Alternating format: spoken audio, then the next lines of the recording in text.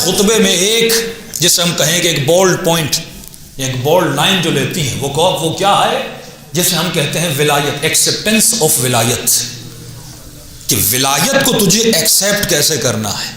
ہمارے ہاں تو بس اتنا بتایا گیا کہ مولا کا نام لو تو یہ ولایت ہے، لیکن سیدہ بیان کرتی ہیں کہ ولایت کو کس قدر تمہیں ایکسیپٹ کرنا ہے، کہاں تک تجھے ولایت پذیری یا ولایت کو ایکسیپٹ کرنا ہے۔ اپنی زندگی کے آخری لمحے تک تمہیں ولایت کا دفاع کرنا ہے۔ کہ جناب اباذر بیان کرتے ہیں، اب میں اقسام بیان کروں گا کہ کیسے کیسے مولا کے شیعہ تھے اس زمانے میں، اور انہوں نے کس طرح مولا کی ولایت کو مانا تھا۔ آج ہمارے تصور میں بھی نہیں آتا کہ کچھ ایسے شیعہ زیارت جامع کبیرہ پڑھیں، بڑی زیارت ہے، اگر پوری نہیں پڑھ سکتے تو کم از کم تھوڑی تھوڑی حصوں میں بدلیں اور اس کے ترجمے کے ساتھ پڑھیں، تاکہ آپ کو پتہ چلے کہ معرفت اہل بیت، کمال معیار اہل بیت کیا تھا اور ہمیں کس طرح اہل بیت کو ماننا ہے۔ دو لفظ ہیں وہاں پہ، لاحق بہ، کہ مولا آپ کی ولایت کو وہ مانتا ہے جو نہ آپ سے آگے نکل جائے نہ پیچھے رہ جائے، آپ کے ساتھ جو ملحق ہو کے چلتا ہے وہی آپ کا شیعہ ہے۔ یعنی اگر تھوڑا پیچھے رہ جائے یہ بھی مقام شیعہ سے ہٹ جاتا ہے، اگر تھوڑا آگے نکل جائے یہ بھی مقام شیعہ سے ہٹ جاتا ہے۔ وہ شیعہ ہے جو لاحق ہو، بالکل ملازم ہو آپ کے ساتھ۔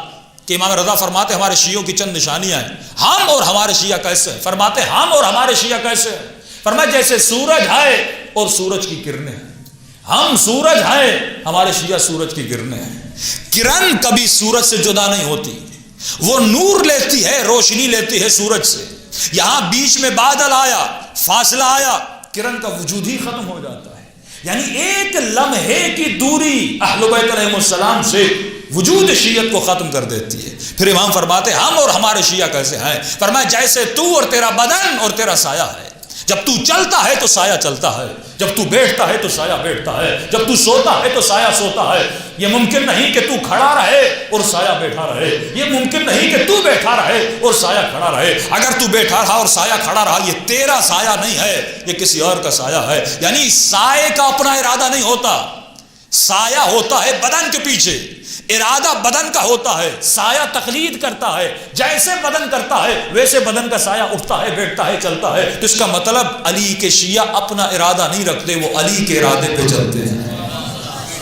وہ اہل بیت کے جہاں پہ میرا ارادہ آ جائے، جہاں پہ میں آ جائے کہ یہ مجھے پسند ہے، یہ میری خواہش ہے۔ کیوں امام فرماتے آنکھیں تیری ہیں لیکن دیکھیں وہاں جہاں اہل بیت پسند کرتے ہیں، زبان تیری ہے لیکن بولے وہ جو اہل بیت کو پسند ہے، کان تیرے ہیں لیکن سنے وہ جو اہل بیت کو پسند ہے۔ جب تو سایہ بن گیا اور کرن بن گیا، یہ ہے مکتب اہل بیت۔